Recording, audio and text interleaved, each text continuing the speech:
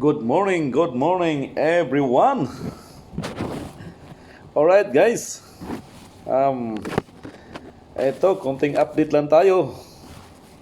Um, ito na yung pang the second day of quarantine and Infinity Makati Hotel. Alright guys, yeah. Kunti na lang, how many days remaining? Makalaya na rin ako. Okay, just for basic information, lalo na sa mga kabaro ko, yung mga newly graduate guys, or yung mga nakasampa ng mga first timers. So, ito lang yung ma-advise ko sa inyo.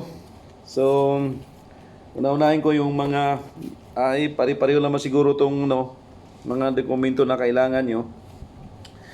Kasi, alam mo guys, kahit naman siguro nga naka-lockdown tayo, kahit pa paano, ma-share ko rin kung ano yung karanasan ko bilang isang marino. Kasi alam mo, nag-start ako nagtrabaho sa barko since 1991, which is Norwegian Cruise Line, NCL, 1991, until 2000, pero nung time na yon, 1991 to 1997 NCL, tapos nag-ano rin ako sa Royal Viking, nag-Viking din ako doon 1990, nag-start ako ng Viking 1996, nag-Royal Viking din ako.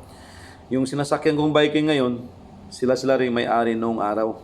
So ang sinakyan ko dati sa Viking, yung yung Viking Star. So ngayon naging Albatros na ngayon. Yung Albatros, yan ang original Viking nung araw.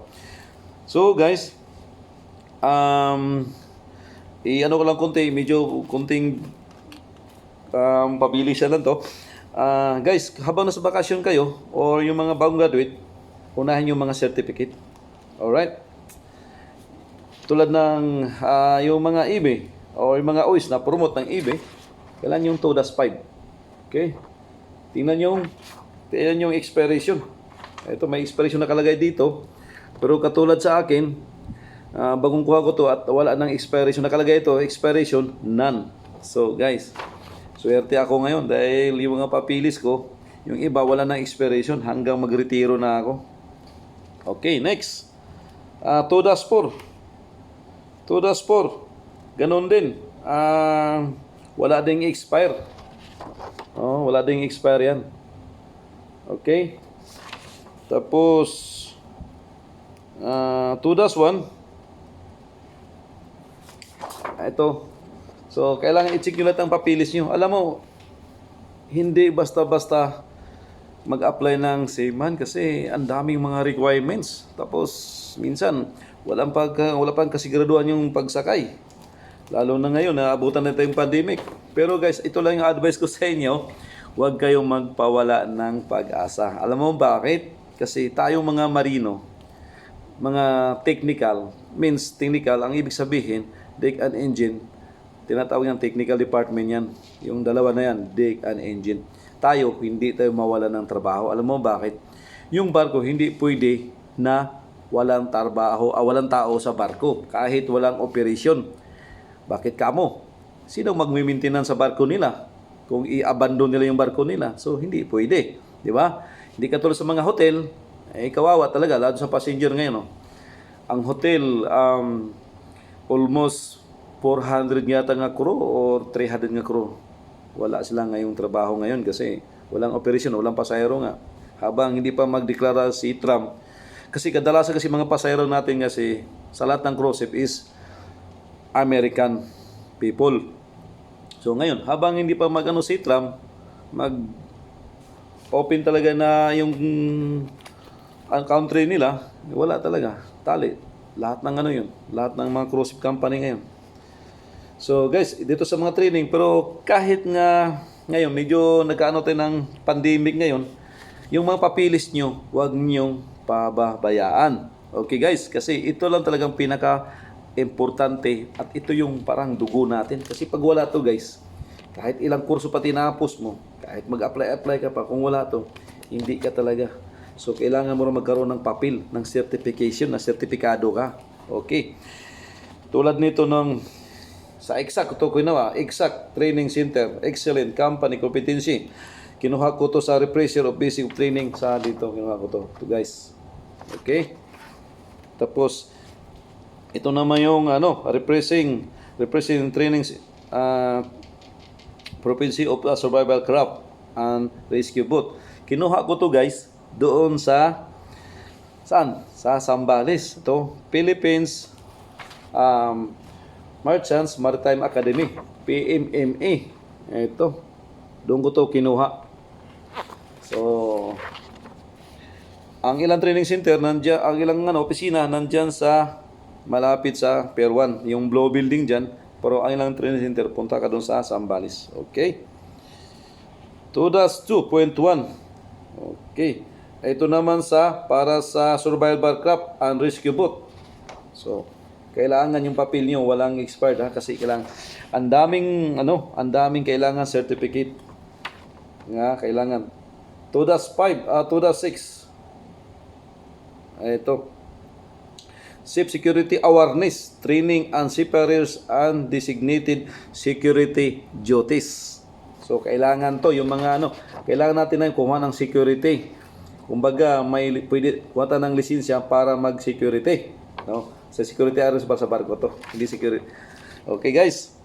Ito naman ito 'yon. Kinukuha ko to sa Shop Maritime Security Training Services.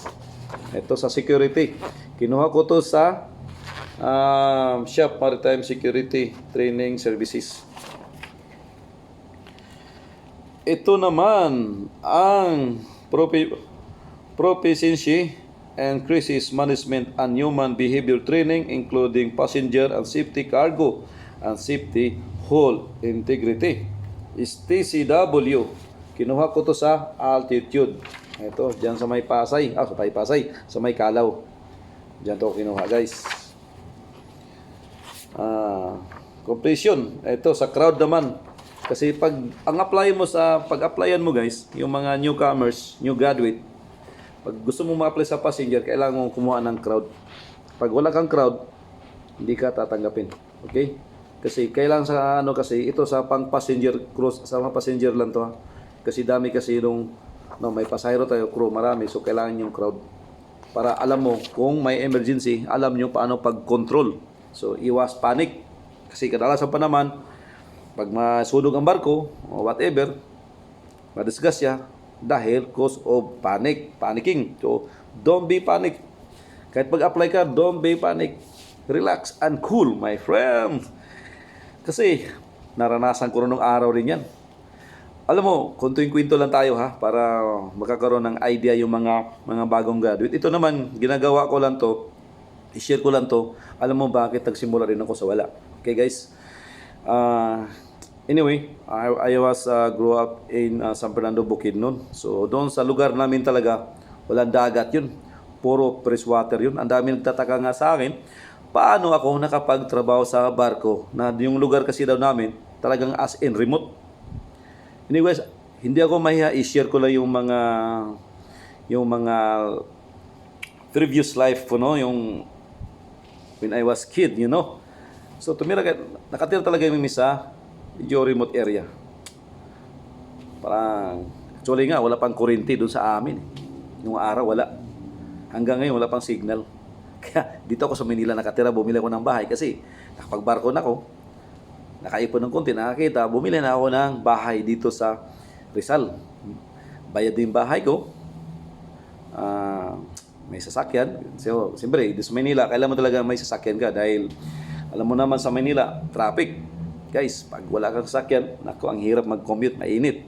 Sasakay ka ng MRT, nako, yung kilikili sa katabi mo, maamoy mo, face to face. Lalo na ngayon, may COVID, mas delikado, di ba? Kung may sarili kang sasakyan, medyo, komportable ka. Di ba? Kasi pag sumasakay ka ng MRT, di ba, siksikan, tulakan. Tapos, pawis, kasi yung aircon, di kaya, nako, yung kilikili na katabi mo, maamoy mo eh. Ranas ko rin yun.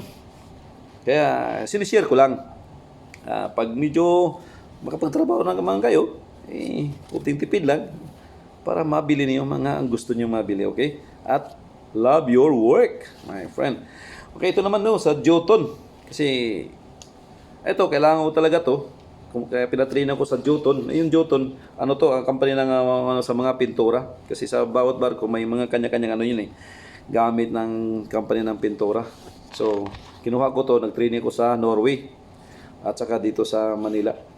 So, para yung mga tao ko, EB, yung mga tao, EB, OS, Dickboy, pag hindi na alam kung anong gagamitin ng pintura, ituturo ko sa kanila. Kasi sa lahat sa barko kasi daming klaseng pintura. Katulad ng first water tank, iba klaseng pintura yan. Sa gray water tank, iba klaseng pintura yan. Sa accommodation, iba klaseng pintura yan. Sa shipside, iba klaseng pintura yan. Sa inside, ibang klaseng pintura yan. So may tinatawag na double component at single component. Sa labas, double component. Sa loob, single component. Means, wala siyang hardener. Puro matutuyo lang siya kusa. Ito yun, Jotun. Ito yun. So, tapos, anti-piracy. So, para maiwasan yung mga pirate, kasi may mga lugar talaga na madadaan na may mga pirate. So, kailangan may training na yun kami. Ito yung... So, lahat may certificate yan, guys. Lahat may certificate. Kaya hindi basta-basta mag-apply sa barko. Parang dumadaan ka ng butas ng karayom. Ang dami. Kailangan sertipikado ka. Dami certificate. Diploma. Ito naman, dito naman tayo. Kasi ito kasi maraming nangyayari sa mga seafarers din. Na medyo lumalaking ulo, matagal sa barko. Tapos, kaya nga, alam mo naman talaga na bawal ang magdala ng gamit sa barko. Mga tip. So, kailangan may training, may certificate din. So, yung mga ship's property, guys, wag yung galawin, wag yung iuwi, wag yung kunin. Okay, guys? Kaya naman bumili sa Pilipinas. Okay? Kaya, pag nahuli ka, tapos may diploma ka ganito, tapos na ang karir mo. So, ito din, may training ako sa certificate sa FLAC naman. Sa Norway ko rin. Kinuha ko to sa training sa Norway. Sa Norway ito kinuha. Tapos ito yung safety management system. Tapos advanced firefighting. Alam mo guys, ano ito kinuha? Doon ko ito kinuha sa Subic. Sa building Nabasan Fear Naval Magazine Area, Subic Bay. Ito yung dating mga US Army na ano nila, compound. Dito ko to ginawa. So, ito yung training center to, ito yung pinaka mahal dito sa Pilipinas. Kaya bihira lang kumukuha dito sa IDIS kasi mahal nga. Pero solid naman. Ang mga training officer doon is mga Norwegian people ang naman nagtitraining sa iyo doon, nagkakandag ng training. So, guys, crowd management. Kailangan yung crowd, ha? Ito sinasabi ko crowd kasi kailangan sa barko to, sa passenger lang to. Wala to sa cargo, wala to sa tanker, wala to sa offshore. Ito to siya. Tapos kung mag-apply kayo ng ano naman, expedition. Yan ang in-demand ngayon eh. Ito yung company namin na kung wala lang COVID, dapat next year lalabas na yung tatong barko na expedition. Anyway, dahil galing ako dati sa North Sea, may experience ako. So, mayroon ako ng certificate na kinuha ko doon sa Consolidated Training Center. Ang pangalan naman dito ay Inflatable Zodiac Rescue Boat. Ito, kailangan to. Sa Consolidated ito kinuha. Pag mayroon ka dito guys, pag mag-apply ka ng expedition, tanggap ka agad. Kasi yan ang hinahanap nila. Ito naman, kinuha ko sa Sydney, Australia. Kinuha ko to sa Sydney, Australia. Pass and rescue boat din, rubber boat. Okay guys. Tapos, ito isang training ko. Isang training ko to. Kinuha ko to sa kinuha ko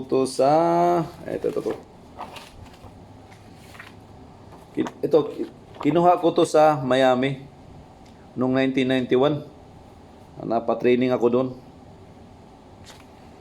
Okay, guys, so yun ang mga requirements talaga, yung mga baguhan, especially yung mga bagong graduate. Subscribe na lang kayo para masundan ninyo.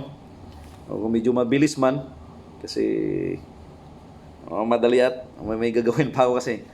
Kasi gagawa pa ako ng email para doon sa Red Cross kasi nagkamali yung pangalan pagdating ko noong August 6 sa airport, nagkamali sila ng sulat. Mali, pangit yung pangalan ko, Diosdado, minorder pa nila, ginawa ko pa ng Diosdio. So, hindi mailalabas yung result ko sa subtest, kaya ito gagawin ko ngayon. Kaya nagmamadali lang ako. Guys, ito yung ano naman, bago kong passport ngayon, papakita ako. Naku, sa palagay ko, hindi ko na matapos yung passport ko. Expiration 2029. Ganon din ang si Manong Boss ko, 2029.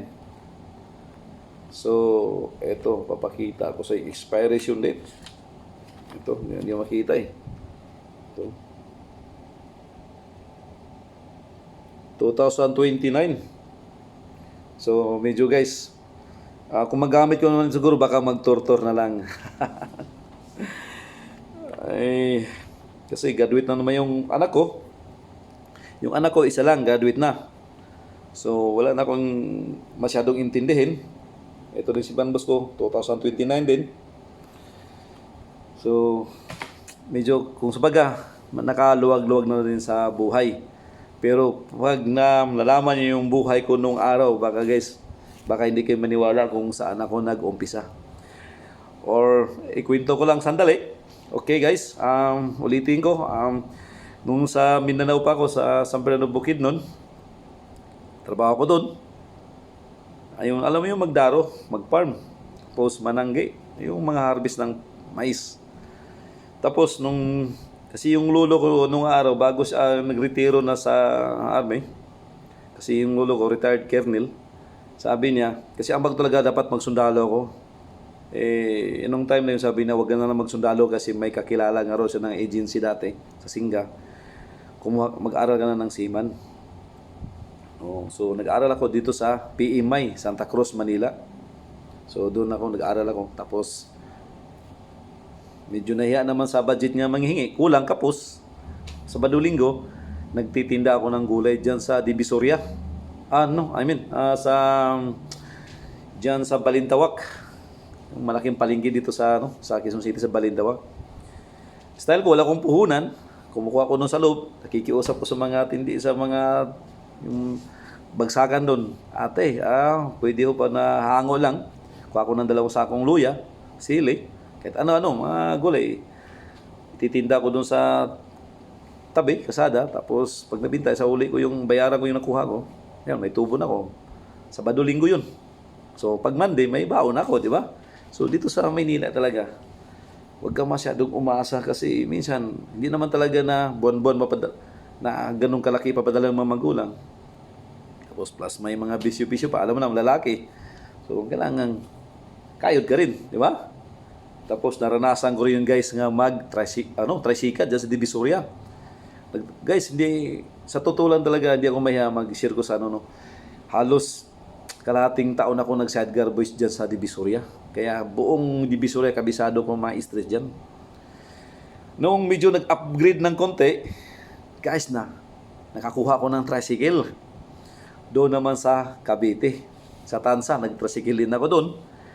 Tapos, pagkatapos sa hapon naman, sa umaga pala, nagtitinda ako ng pizza, gumagawa ko ng pizza. Okay guys, so yun ang buhay ko nung araw sa Maynila. Anyway guys, ito yung pag mayroon ka din ganito rin, tawag nito, teka muna, medyo tumakbo yung camera ko ito pa yung mga certificate na napupuntahan namin. Ito guys, tulad nito, ang ganda nito. Nakapunta ako ng Cross the Equator area. Ito sa Equator. Napunta ako na sa Ito. Tapos certificate. Certificate. Qualified and certified to deliver Star Service. Kinukuha ko to sa Star Service. May training ako. Ayun, So, ang dami kong... Okay. Tapos, ito. Ipakita ko lang sa inyo para yung mga bago naman. Para makano. Guys, ito pa yung pinakalas pala, nakalimutan ko, i-share ko pala din sa inyo, no? Para lahat talaga tayo, para hindi nyo maano yung, ano, tawag nito. Ayun, nasaan yun? Agoy. Teka.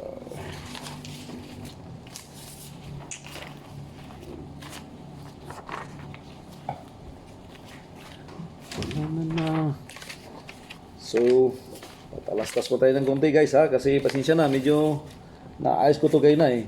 Nalibang lang, nalibang.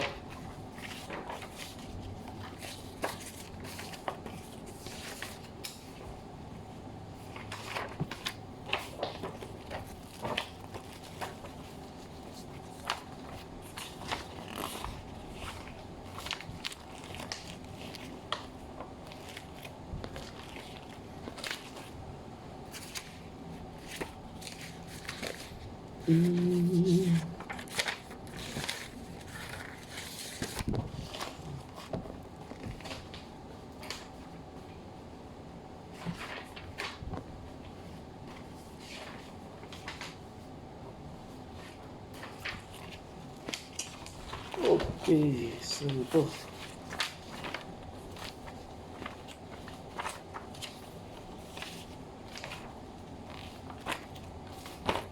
May papakita ko sa inyo guys na ano, teka mo na, sandali lang. Medyo nakahalo-halo lang to. Ito.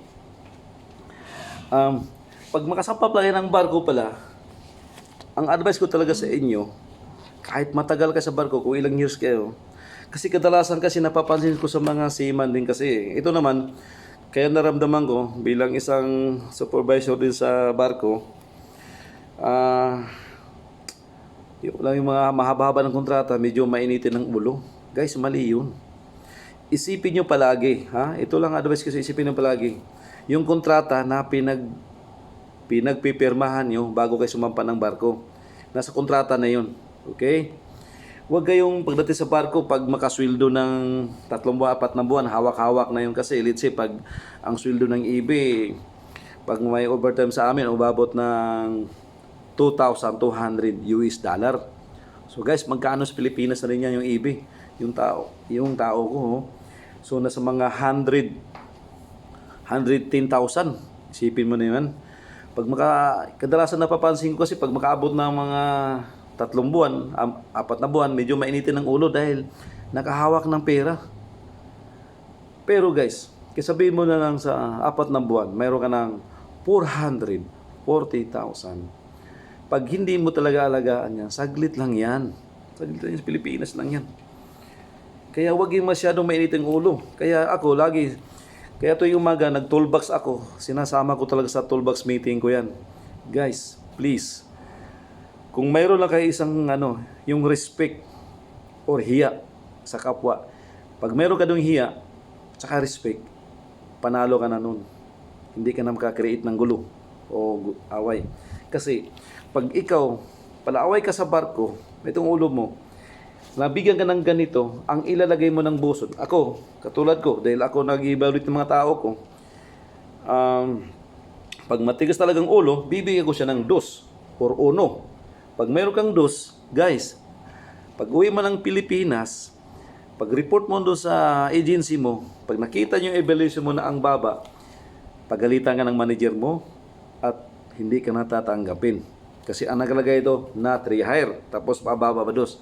Ngayon guys, sabihin mo, wala kang pakialam kasi hindi lang isa ang agency sa Pilipinas. Oo nga, marami. Pero pag apply mo, hahanapin to sa'yo. Ngayon, pag nakita to, tatanungin ka, bakit ang baba ng evaluation mo? O, siyempre guys, mga katuwiran ka ngayon. Kasi yung amo ko doon, si Buson, na wala sa ayos, stricto. Tapos may pinipili siya, gito na, etc. Guys, alibay lang yan, hindi maniwala dyan ang mga money agencies. Tatawag yan. Kung saan ka nang galing ng agency, tatawagan yan. Yung tinatawag na mag-character check.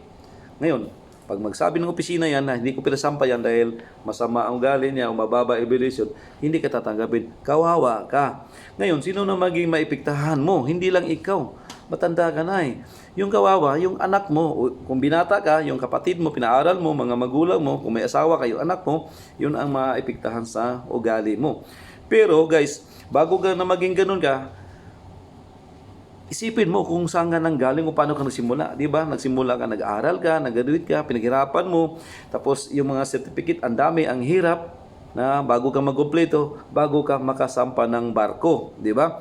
Ngayon, pag makasampa ka ng barko, alagaan mo, ingatan mo, di ba? Pagbutihin mo, katulad ako. Eto, ang binigay sa akin ng kapitan, puro 4. 4 means, ang tataas yan. Kung sa eskwelahan to, mga 90 to, 90, 95, ganun. Kasi pag 5, perfect na yan, 100 na yan. Eh, siguro, hindi naman siguro maniwala yung mga agency nga, hindi ka nagkakamali sa barko. So, 4, okay na yun. Di ba? 95.5 na rin yun, o 0.9. So, plus comments. Ito guys, yung comments. Yan, ang comments, yan. Kung makikita nyo ang comments, yan. Babasahin ko na lang para masano, dahil para ano. Alright. Chief Officer, comments. Boson Cortez, ako yun Boson Cortez has been successfully his 6th contract in the company as a boson. He's supervising the deck team very well. He's coordinating the job tasks together with the ship's management. Alright, di ba? Ang ganda pakinggan, no? And he is planning the execution of the job in advance. He is always looking forward to improve the working process and support the deck team. He is the senior safety representative on board. Guys, sa safety, ako yung senior safety representative sa buong department. So, bawat department magre-report sa akin yung mga kung ano nangyayari sa barko, mga aksidente, kailang i-report sa akin para mapag-usapan kung ano ang dapat ayusin. So, sa barko kasi, bago kang start ng trabaho, dapat may tinatawag na toolbox meeting para maiwasan yung mga aksidente sa barko. Guys, always complete PPE. Kahit wala pa yung COVID nung araw sa barko, dapat complete PPE. Means gloves, goggles, harness kung akit ka ng mga 2 meters. Pag pumapatong ng upuan, dapat naka-harness dahil ingatan natin yan, ang ating katawan at mga emergency. Kasi wala nang rewind yan, guys. So, okay, continue. On board and follows of the safety procedure and awareness of the deck team. Viking Sea is a lay-up mode and deck maintenance is processed by boson is managing the preparation of the dry dock project. So, guys, umupo kami ng isang doon sa meeting kami, kasama ko mga kapitan, nagmi-meeting kami regarding for the plan of the dry dock. So, kinukunan ako ng kung anong gagawin sa dry dock. So, nagpasa din ako ng plano ko. So, sa wakas, nagpasalamat din, tapusin ko, sabihin ko lang konti, pasalamat din ako sa ngayon dahil dami akong proposal na medyo na naniwala din ang kapitan. Itong isang kapitan nga nag-relieve nga ngayon ang sabi nga, boss, paano man naisipan yan na ganyan ang gagawin natin? Kasi guys, sa lahat ng barko kasi ng Viking ngayon, kami lang yung nagtanggal sa Pax Balcony. Last year kasi nung bago ko pumunta nag-open ako ng bagong barko sa Jupiter, nakikita ko yung yung problema ng maintenance sa Pax Balcony kasi may salamin kasi guys Tapos yung diferensya na magmula doon sa gutter almost 2 inches. So ang hirap i-maintenance. Unlike sa iba, dati mga sinauna almost mga 1 foot. So walang mahirap. Dahil lang ngayon kasi masyadong makitid. So naisipan ko talaga para tatagalan ulit ng maintenance. Sabi ko kay kapitan, Sir, I will try to remove everything. Sabi ko sa kanya. Sabi na, why? Sabi ko, mahirap kasi imintan ng ganito. Tapos, yung butas doon, palakihan natin. Sabi na, are you sure that is gonna work? Sabi ko, that's why I will try. So kasi alam ko kasi talaga doon kasi manggagali yung kalawang Doon sa may spacer niya, yung butas. Tapos, nung una, sinampulan ko siya dahil dinala ko siya, si Kapitan, doon sa balcony. Sabi ko, Kap, if you have time, can you come with me? And I have to show something. So I think this is the problem.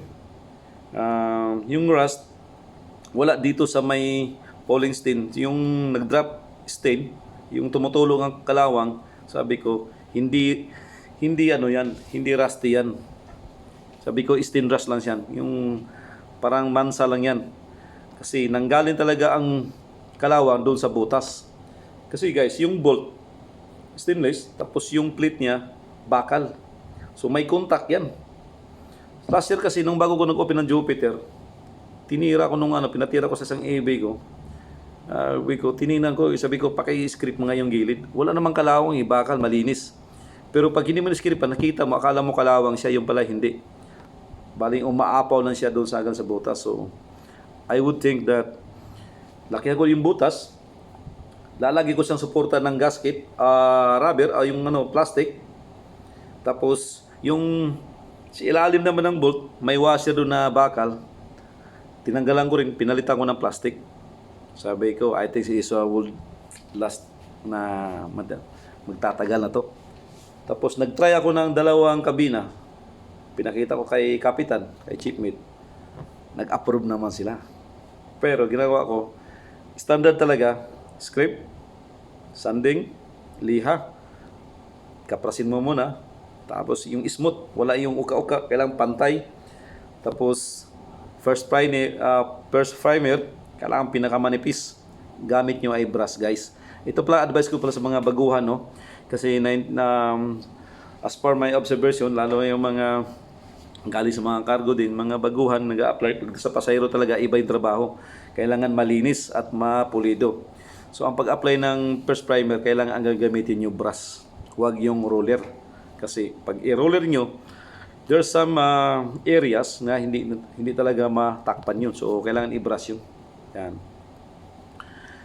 Pangalawang coating sa primer, kasi dapat 3 coatings primer yan bago mag-final coat. So pag 3 coating na, nakita nyo makapal, tapos medyo nag-overlap sa mga ibang class, sa ibang mag-overlap sa yung lumang pintura. So pag ang pangiting na, di ba? Kailangan lilihain naman na yun ng like 120 or 80. Isanding nyo, papantayin nyo bago nyo i-final coat. Tapos first final coat, ganun din. Huwag kapalan. Tapos second coat, final coat. Ayan. Guys, pagkatapos makita nyo, parang original yun. At tatagal yun. Yun talaga ang process sa pagpintura. Kahit sa bahay nyo, guys, yung git nyo sa bahay nyo, ganun nyo. Pagkatapos yung paggawa nyo yung gate nyo, lihaan mo na yun, lihaan nyo yung paglihaan nyo yung bakal, tapos bago nyo primeran. 3 primer, 3 patong nga primer, guys, bago nyo i-final coat kung anong gusto nyong kulay. Ang labas yan maganda. Huwag kayong mga madali kasi nakita ko, katulad yung nakita ko doon sa kapitbahay ko, yung pinturya direct, walang primer, hindi magtatagal. Kakalawangin din yun. So, dapat 3 primer, saka 2 final coat. Okay. So, yun na, yung mga bagong graduate or mga nag-a-apply pa ng barko sa ngayon talaga, sabihin ko sa inyo, medyo mahirap dahil timingan na ito yung dumating sa atin sa buong mundo ngayon, pandemic. So, medyo limited lang ngayon ang kinukuha sa barko kasi may tinatawag kami ng skeleton manning. Sa skeleton manning naman, guys, sa passenger is if defense kung gaano kalaki yung barko. Like sa amin, 44,000 gross tonnage. So sa deck, sa maintenance, sa mga tao ko, siyam lang kami. Pang siyam ako, 6 na EB, 5 EB, tapos 3 OIS, tsaka ako. Yan, supervisor, bali. Tapos yan, kapitan. Tapos ganun din sa makina din. Sa makina ganun din. So sa total, kami lahat ang naiwan sa barko, 60 plus sa technical. Sa cargo naman, hindi ko alam kung ilan kasi depende naman kasi sa cargo rin yun. Sa offshore ganun din. Actually, galing din ako sa offshore na almost 7 years ako nag-offshore. Galing ako sa turbine windmill. Nag-install kami ng mga turbine windmill. Kung nakita nyo doon sa may guys, sa may Tanay Rizal, yung umiikot doon. Yun ang dati trabaho namin dati sa buong Europe. Kami nag-i-install kami. Kaso nung time na 2016, 16, yung kumpare ko, siya nagsabi sa akin, pre, kung gusto mo bumalik sa passenger, mag-report ka sa ganitong agency kasi hiring kami ngayon. So, ako naman medyo nagsawa na ako sa offshore kasi yun nga, alam mo na, boring. Pero sa nung time kasi nung talaga noon, doon ang time na bumagsak din ang offshore. Lalo sa mga bumagsak yung mga sa mga yung kasi yung crudo nung araw nung 2015, kung naalala nyo, 15 na ang litro. Mga oil rig company talagang nagbagsakan. So natsambahan din na lumabas to itong passenger na to. Yung kumpare ko nag-improve sa akin, pati yung kapitan na kasama ko dati nung 1991. Ano pala siya dati, third officer, Norwegian na siya, Norwegian guys. Kaya sabi ko nga sa inyo, pag mabait kayo sa mga official nyo, hindi kayo makakalimutan. Imagine, kasama kami 1991. Tapos 2015, hinahanap ako kung pwede pa ako daw magtrabaho ulit sa kanya. Sabi ko, yes, I'm willing anytime. Tama-tama nga bagsak yung option noong 2015. Kaya, nakasampa ako sa passenger. Now, I will back again. Passenger now. Diba? So, ganun talaga ang buhay, guys. Kayo, pag nasa barko kayo, guys, tiyaga lang. Huwag kayong makipag-away sa barko. Tsaka huwag kayong lumaban sa supervisor nyo kasi pag lumaban kayo sa supervisor nyo, kawawa talaga kayo kung hindi kayo papatulan, hindi kayo magsusuntukan. Katulad ako, ayaw ko makipagsuntukan sa mga tao. Kasi ikaw pwede naman siya kausapin, kung di madala sa papel, i-report mo. Kasi walang magawa, magsuntukan. Pag sa barko kasi pag magsuntukan, dalawa kayo uwi. Guys, isipin nyo, ang trata nyo ha, ang hirap mag-apply. Una-una, pamilya, mga anak nyo, kapatid nyo, mga magulang nyo, mga umaasa sa inyo. Sa barko naman kasi talaga naman, walang mahirap ng trabaho sa barko, walang mabigat, guys. Pero ramdam ko sa mga kuro, yung mait ang ulo, yung yung homesick siguro. Tapos, homesick, tapos plus talagang may ugali siya. Tapos hindi siya pwedeng mautusan dahil siyempre may problema sa pamilya. Guys, pag may problema kayo sa pamilya, alam mo ang pinakadabi dyan. Lumapit ka sa supervisor nyo. Sa supervisor, like ako, boson. Ibi ka, uwis ka, may problema ka sa pamilya mo. Boss, ito nga, may problema ka sa pamilya, pwede ba na hingin ako ng pabor kahit mga kalahating araw, di man ako magtrabaho kasi mag-ano man ako sa problema, ayusin ko man na to. Siyempre, ikaw yung amo, kausapin mo rin siya. O sige, ganito. Pag-isip ka, pahinga ka muna, ayusin yung problema mo, isubaot mo. Para hindi madal sa trabaho. Kasi pag hindi ka makipag-kausap, hindi ka makipag-ano sa amo mo, makipag-ano mo doon sa, ibig sabihin, hindi mo i-share. So, hindi ka na-advisean. So, yung amo mo hindi alam, tapos bigyan ng trabaho, tapos yung kasama mo yung binibiro ka, tapos yung biro niya hindi mo masakyan dahil may problema ka. So, mag-away kayo, di ba? So, ganun nyo guys. Lawakan yung isip nyo. Lawakan yung isip guys. Ang hirap ng kumita ng dollar talaga. Hirap na talaga kumita. Ako nga ngayon, wala kaming sa barko, wala kaming on board ngayon sa barko kasi pandemic nga. Ito lang uwi ko, ito lang inalan to. Ito, pamasahe ko na sa taxi ito. Papakita ko to sa inyo. Ito lang Kasi wala kami on board. Wala kami sahod na sa barko. Nasa direct na doon sa kay commander. Ito, ipit-ipit ko lang talaga to. Kasi alam ko uwi na ako Pero ano kay commander? So, guys, ito na masabi ko. Medyo palubat na rin ako. Pakita, ito yung damit ko. Guys, tingnan mo yung damit ko ha. Okay. Angkor me. Yan.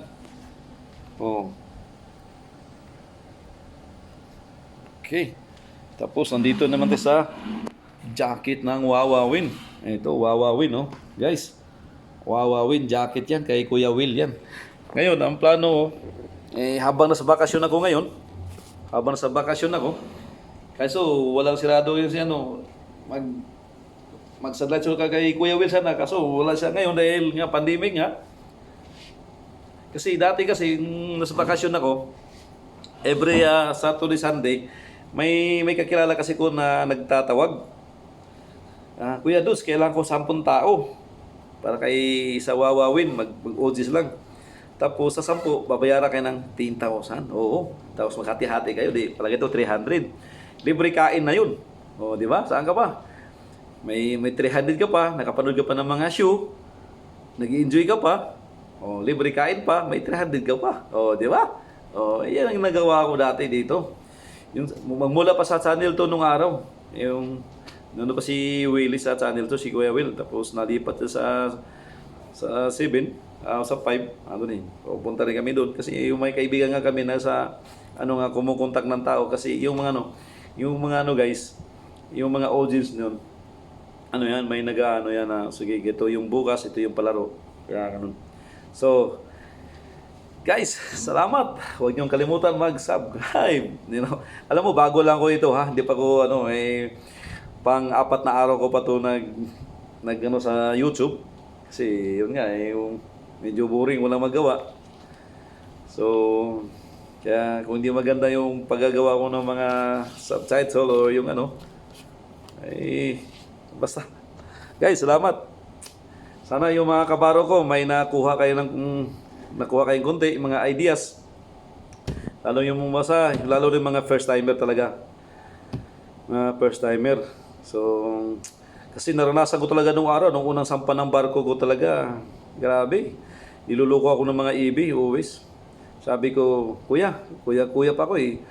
Saan ba magsampay kasi tapos kung maglaba, tinuro sa akin sa forward yung lagayan ng plug. Mabuti na lang pagdating ko doon, may nakasalubong housekeeping.